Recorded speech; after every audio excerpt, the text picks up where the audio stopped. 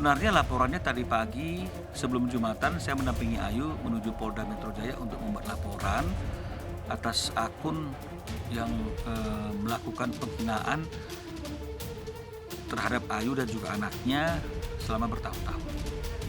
Tanggal 20 Agustus hari Jumat jam 10.30 WIB. Sebenarnya bukan akhirnya ya, karena dua minggu yang lalu Ayu juga sudah mulai membicarakan adanya akun yang secara terus-menerus melakukan pembulian terhadap dirinya dan anaknya ya, untuk supaya bisa diproses secara hukum ya, karena Ayu nggak mau penghinaan dibalas penghinaan, kan begitulah kira-kira intinya. Hanya saja sebelum kita melakukan upaya hukum, karena saya kan tentu Ayu minta bantuan seperti itu kan, saya minta dikirim dokumen-dokumennya. Saya harus pelajari dulu semuanya kan begitu ya. Nah, di tengah-tengah proses itu masalah jadi melebar karena ada pihak-pihak yang mempersoalkan kedatangan ayah dan ibunya Ayu ke Bojonegoro, yang tujuan sebenarnya adalah untuk mengklarifikasi, mempertanyakan kenapa sih kok bertahun-tahun kamu bully anak saya dan cucu saya, kan begitu. Jadi akhirnya masalahnya menjadi bias.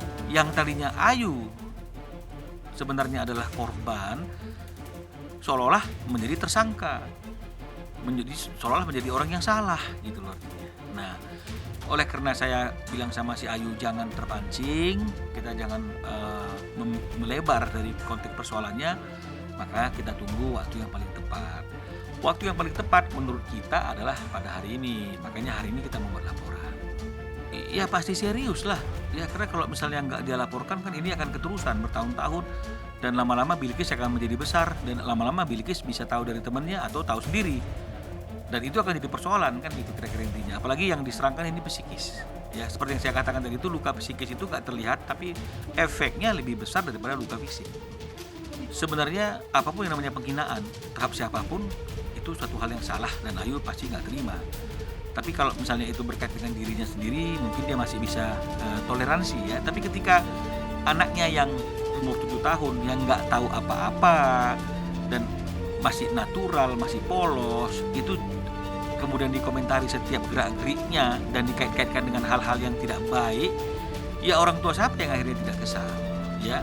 Karena anak umur 7 tahun pasti apa yang dilakukan kan natural, nggak ada tujuan dan maksud apapun. Tapi kalau misalnya kemudian itu dihina terus, dikasih postingan gambarnya, ini kan juga lama-lama kan jadi kita kehilangan sabar. Jadi mungkin itulah yang dialami oleh Ayu.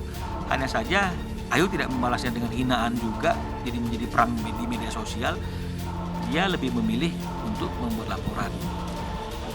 Ada perbuatan melawan hukum yang ditujukan kepada dirinya dan juga Bilqis, dan haknya Ayu adalah melaporkan pelaku yang melakukan hal itu aja sih, sesederhana itu aja. Artinya begini dia ya, karena ini juga berkaitan dengan masalah Bilqis ya, artinya kan kesabarannya mungkin jadi lebih cepat habis gitu ya.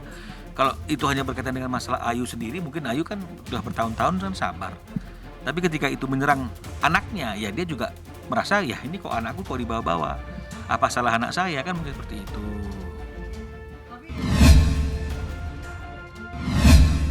Ya pasti ya, karena aksi pasti akan menimbulkan reaksi ya. Upaya kita harus sudah benar, tidak membalas penghinaan dengan penghinaan. Upaya kita adalah ketika ada penghinaan kita lapor polisi, tapi belum tentu juga orang melihatnya ini adalah hal yang benar. Dan oleh karena itu juga bisa saja orang memberikan komentar-komentar yang tidak membangun, kritik yang tidak sehat. Jadi oleh karena itu saya juga minta agar tim-tim saya, junior lawyer yang dari kantor saya juga akhirnya mau nggak mau mengamati akun-akun yang memberikan komentar yang tidak positif, yang tidak negatif, karena komentar itu pasti akan dibaca oleh banyak orang, dan itu juga bisa menjadi pemicu orang-orang lain terpancing untuk ikut berkomentar miring. Nah, jadi itu yang akan saya lakukan, dan juga minta Ayu dan juga manajemennya, mari kita pantau, dan setiap ada komen yang masuk langsung disimpan itu akunnya dan diambil IP-nya atau URL-nya, sehingga kita mudah untuk melacaknya gitu.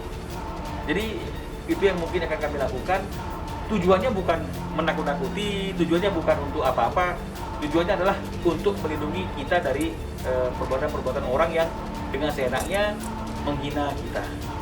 Saya kira seperti itu. Kita tinggal tunggu ya Bang Ya, ya. kita tunggu proses saja. Tinggal tunggu proses saja. Ya lebih hati-hati aja lah dalam berkomentar gitu. Maksudnya ya ini kan apa ya, jangan sampai merugikan diri kalian juga. Boleh berkomentar tapi gunakan bahasa yang baik. Jangan jadi cacian, makian gitu dengan seenak-enaknya berkomentar. Iya, ya terima kasih banyak ya, dan saya bersyukur banget punya fans yang memang sangat bisa dibilang fanatik gitu, yang benar-benar selama ini support apapun itu kegiatan saya, dan saya lagi bagaimana apapun itu keadaannya, mereka selalu support. Saya sih sangat berterima kasih dan beruntung.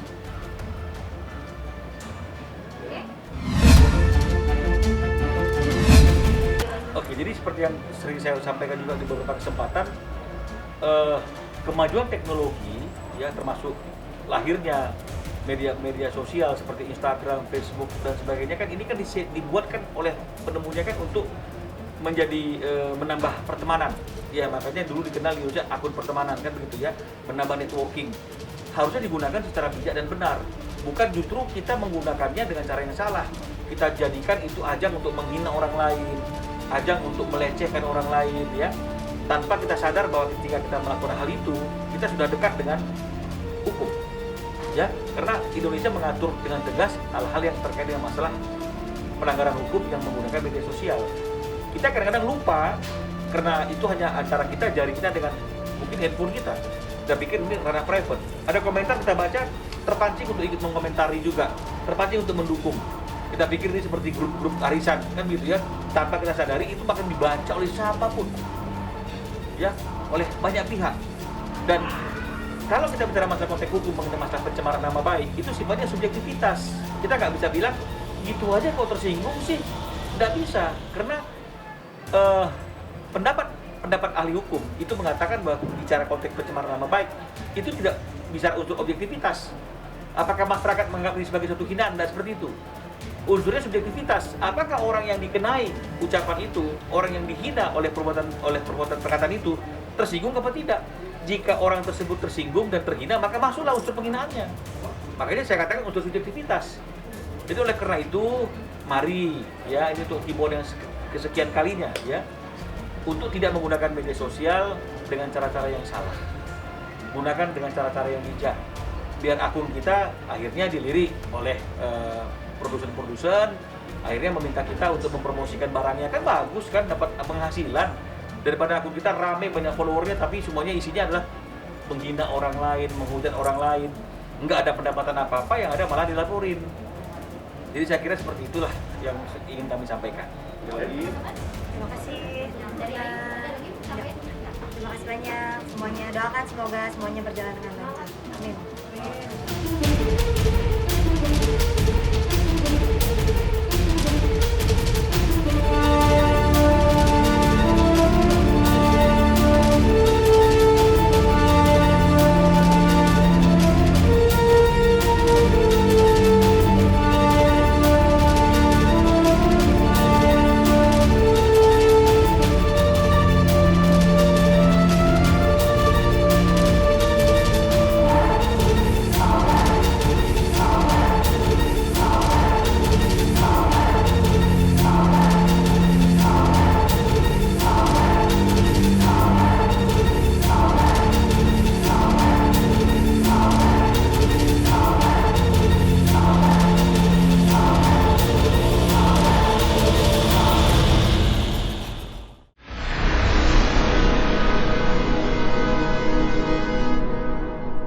Jadi jangan lupa untuk subscribe Cumi Cumi.